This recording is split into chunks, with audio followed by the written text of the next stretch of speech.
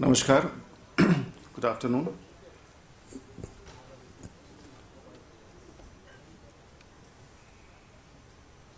Well, we are all aware that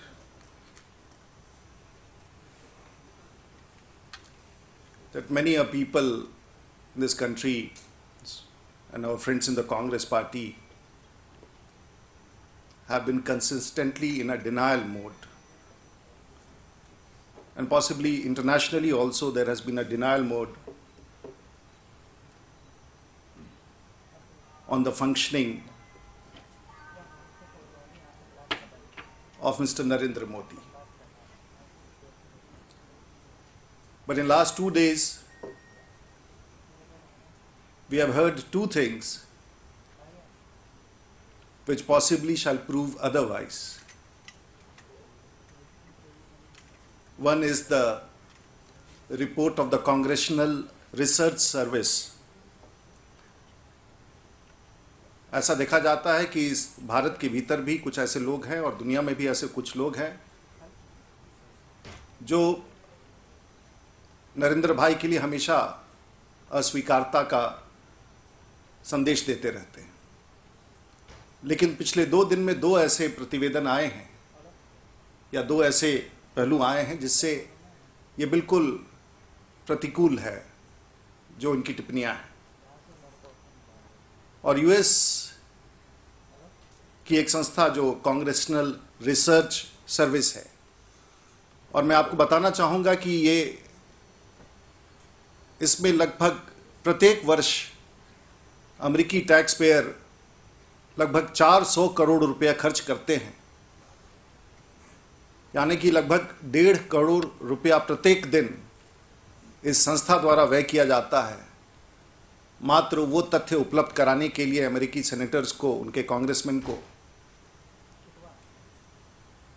कि देश और दुनिया की वस्तुस्थिति क्या है। It's a think tank which provides support to the US Congress on variety of topics, on recent current political events, on dignitaries, on issues, international issues. And the best part is this report is not open to a common person. It can only be accessed by the senators, by the congressmen.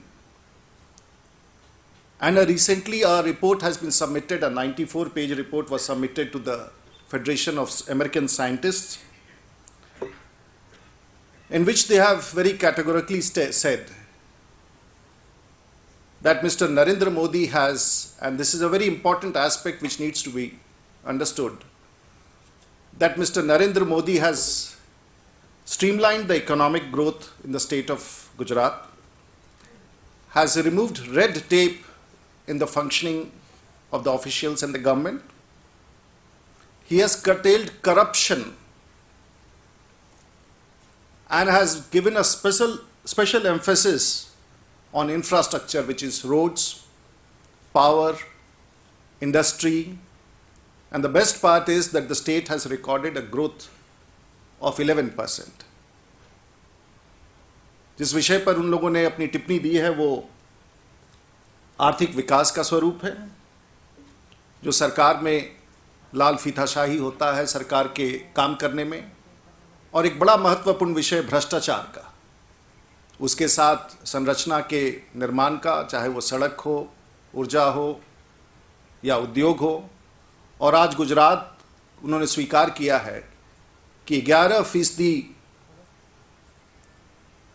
विकास का दर है आज गुजरात में। उन्होंने ये भी कहा है कि आज दुनिया में सबसे ज़्यादा आकर्षण अगर निवेश का, औद्योगिक निवेश का अगर कहीं है तो वो गुजरात में है। और ये तथ्य इसलिए भी संदर्भित है कि वहीं की सरकार जो निरंतर नरेंद्र मोदी जी के खिलाफ कुछ ना कुछ वहाँ के कुछ संस्थाएं आवाज़ उठाती रहती थी। 2005 में यूएस सरकार ने नरेंद्र मोदी जी को वीज़ा देने से इनकार किया था, और आज वहीं से ये तथ्य प्रकाशित हो रहे हैं।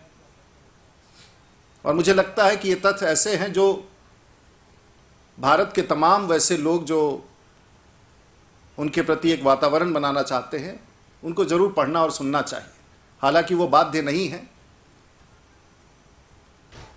इसके साथ साथ हम ये भी कहना चाहेंगे कि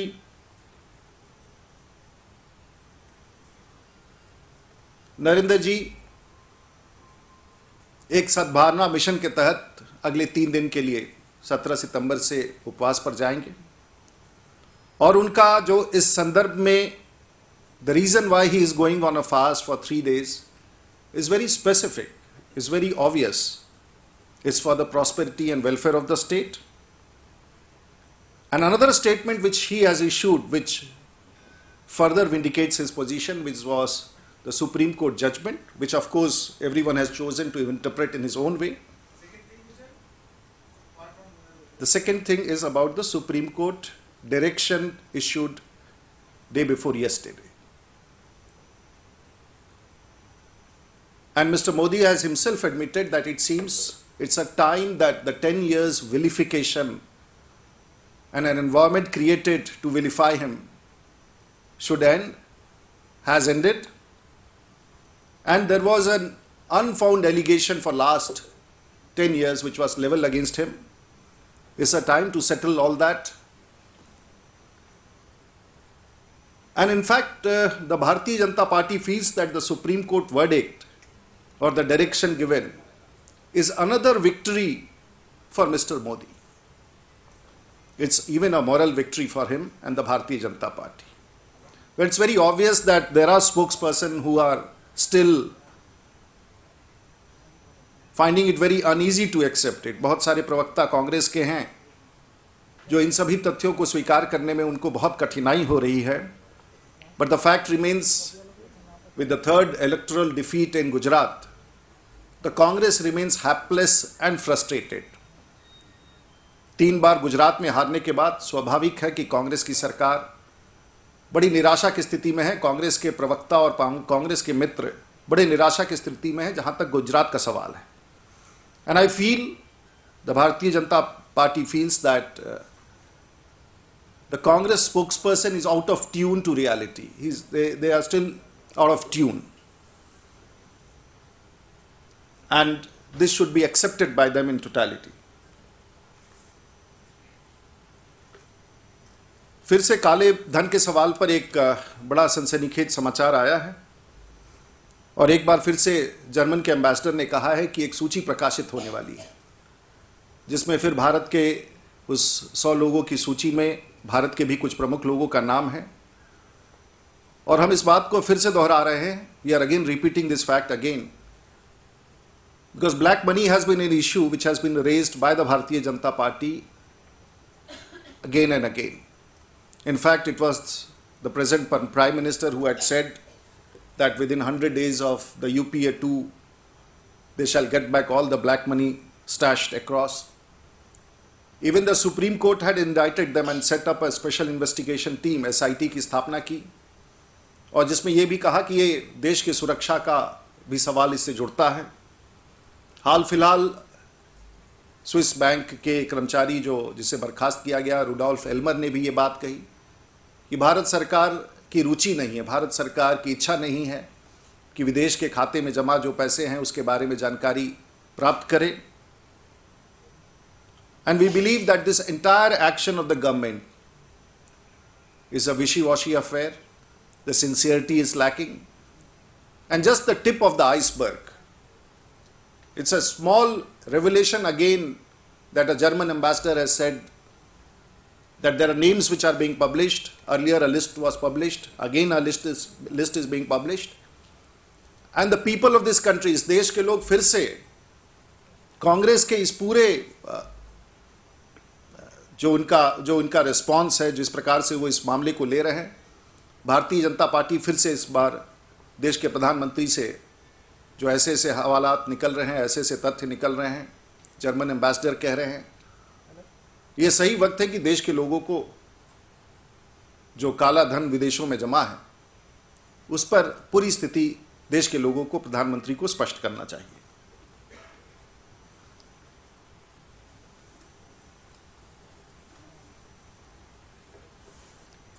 we are waiting for an opportunity to talk on Air India, और एयर इंडिया के संदर्भ में पहले भी जब सीएजी का रिपोर्ट आया एक संक्षिप्त बयान दिया गया, क्योंकि सदन समाप्त हो रहा था उस दिन इस पर चर्चा नहीं हो पाई। लेकिन बहुत सारे ऐसे सवाल उठे हैं एयर इंडिया पर, जो आज एयर इंडिया की स्थिति है। लगभग 40,000 करोड़ का ऋण है, जिसमें लगभग 18,000 करोड़ रुपया वर्किंग कैपिटल है, लगभग 20,000 करोड़ का सीधा घाटा है, और उसके साथ साथ लगभग 8 से 9,000 करोड़, चाहे वो एयरपोर्ट अथॉरिटी का हो, चाहे प्राइवेट ऑपरेटर्स का हो, चाहे तेल कंपनियों का हो, चाहे वो होटलों का हो या फिर कर्मचारियों का हो, लगभग 8 से 9,000 करोड़ रुपया आज बकाया है। और ऐसी स्थिति में जब सीएजी का प्रतिवेदन आया, हम ये कहना चाहेंगे कि जिन तथ्यों को सीएजी ने दर्शाया है, the facts which has been provided by the CAG are all those points which the BJP has been raising for couple of years, and these are the facts which have been again substantiated by the CAG. We have been raising all these issues for a long time. और इसमें जो कई सारे तथ्य हैं जो हमने पहले भी आपको बताया है, और मैं आज आपको एक कागज भी सर्कुलेट करूंगा, क्योंकि कहीं ना कहीं एक जिम्मेवारी तय करनी है। और मैं अपने मित्र श्रीकांत जी से कहूंगा कि जो वो अंतिम निर्णय था, हम जानते हैं कि शुरू में ये तय हुआ था कि एयर इंडिया के लिए 18 विमान खरीदे जाएंगे 2004 में, जिसमें 18 छोटे विमान और 10 मीडियम कैपेसिटी के विमान खरीदे जाने थे 2004 में। और ठीक एक वर्ष के भीतर ये 28 की संख्या बढ़ करके, मैं फिर से दोहराना चाहूँगा कि एक वर्ष के भीतर 28 की संख्या बढ़ करके 68 हो गई,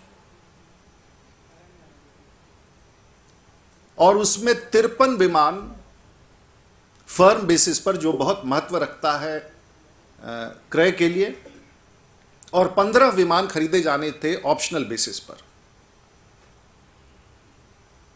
किस आधार पर एक समिति ने, और वो समिति किसकी अध्यक्षता में थी वो मैं बताना चाहूंगा। ये समिति जो एम्पावर्ड ग्रुप ऑफ मिनिस्टर्स था, this was headed by Mr Chidambaram, then as the finance minister. और मैं आपको ये आज प्रधानमंत्री कार्यालय का एक पत्र, जिसमें उन्होंने भी इसे अनुमोदित किया है, और उसके साथ पूरे उस बैठक के मिनट्स, और मैंने उसके नीचे जो एक सेंटेंस है मात्र, air India will place the entire order for 68 aircraft with Boeing on firm basis. In what capacity did the EGOM have the authority to increase the vendor's order, to give the entire order A, to take the numbers from 28 to 68, B, to confirm what was proposed by Air India as an optional basis. ये एक बड़ा सवाल है जिसमें, और इसमें चिदम्बरम साहब का हस्ताक्षर है और चिदम्बरम साहब और प्रधानमंत्री जी की सहमति है। कहीं ना कहीं इस बात का जवाब चिदम्बरम साहब को भी देना पड़ेगा कि आखिर में यह निर्णय किस प्रकार से हुआ, क्योंकि एयर इंडिया ने इतने विमानों की खरीदारी की मांग नहीं की थी। सीएजी ने मुख्य तौर पर अपने प्रतिवेदन में 3 विषय कहे। एक, उन्होंने टिप्पणी की है मर्जर पर, जो एयर इंडिया और इंडियन एयरलाइंस का मर्जर किया गया। उस पर उन्होंने स्पष्ट रूप से कहा था कि किस आधार पर सरकार ने यह निर्णय लिया कि एयर इंडिया और इंडियन एयरलाइंस का मर्जर किया जाए, आज तक किसी को नहीं समझ में आया। दूसरा विषय जो सीएजी ने उठाया है वो है कि आखिर इतने बड़ी संख्या में विमानों की खरीद क्यों की गई, जब सबको पता था कि इतनी बड़ी आवश्यकता नहीं है।